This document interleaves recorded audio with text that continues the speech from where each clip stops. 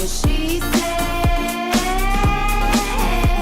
She's magical, mystical, or a powerful wonder girl. If you're going away for March break and need a good book for the beach, or you're just looking for an easy escape from the winter and dull, grey, wet weather, our next guest has you covered. Joining us now is Tracy Nesdally, the Vice President of Communications at Rakuten Kobo Inc. Welcome back to What She Said. Thank you. It's great to be here. So you have a few books that you say are guaranteed easy entry, page turners that will grip you right away. That's it, because that's what we need, right? Exactly. We need something that's just going to get us out of here. You remember those books where page 259 you actually started being interested? Going, I do okay, remember now those I books. get These are not those No, books. okay. These are not those books. So first up is Sunburn by Laura Lippman. Well, Sunburn's got a nice ring to it, doesn't it? And it's gray, wet weather. Sunburn is, it's a twisty, turny, strange, what's really going on? What are they up to? Diabolical kind of a tale. So Laura Lippman, the author, has taken a riff on The Postman Always Rings Twice and those kinds of noir stories.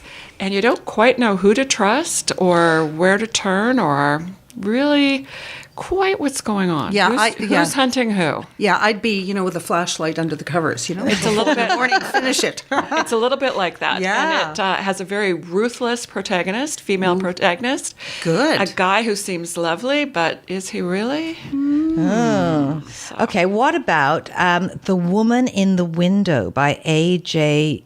Finn?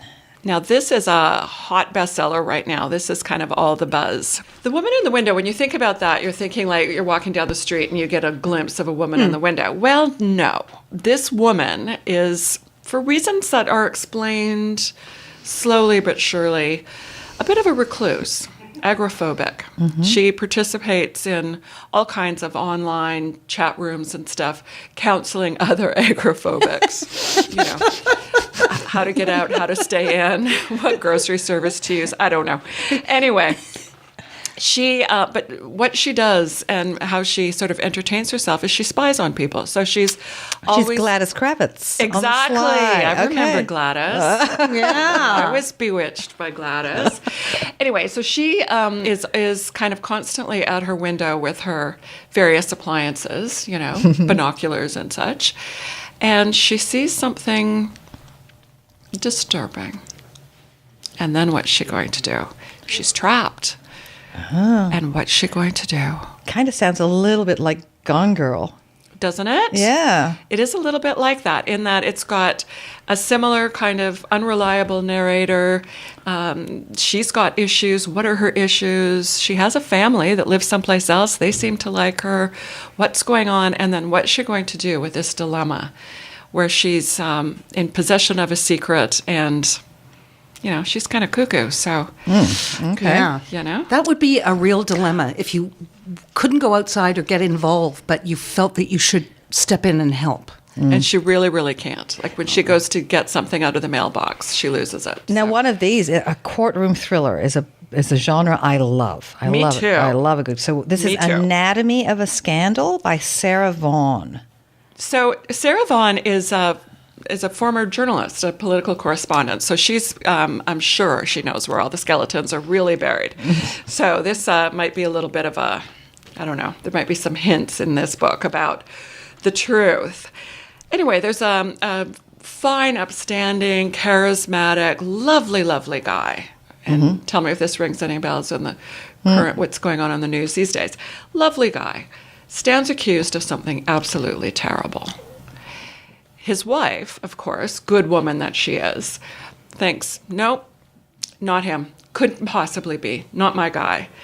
Meanwhile, the prosecutor, equally convinced that he's completely guilty. And each of them need to unravel this. Wow. Okay. Now, in a different vein entirely, apparently, is The Great Alone by Kristen Hanna. And this is a Vietnam story? It's kind of a Vietnam story. It's literary fiction. It's really good and really engrossing. So the premise of this one is a guy comes back from the war, Vietnam War. He's been a prisoner of war. He's had a rough time, and he's just not integrating back into society all that well. Can't keep a job, having difficulty with the people around him, and so on, as you would expect. So he has this brilliant idea, and this is very dear to my own heart. He's just going to get off the grid. So he packs up his family, and they go to Alaska. And in the summertime, Alaska is great, and it's, land where men are men, and everything's going his way. Then it doesn't. Things Not so start to much. unravel. The weather turns, and we all know what weather can do to your mind. Absolutely. So he starts to unravel, and his wife and child realize how incredibly alone they actually are. So it's a story of human resilience, character, backbone, all of that good stuff. Okay, well, I don't think I can come in to work anymore. I think I'm just going to go home and read. Okay, and and this will make it easy for you because you'll be able to find this book list at kobo.com/what she said. We have our own little library. Our own little library. and our book critic. Yep, Tracy Exactly. Nesley. This is great. Exactly. The What She Said book club. I love it. Yeah. Thank you so much for coming in. Thank you. Well, she said she's magical, mystical, or a powerful wonder girl.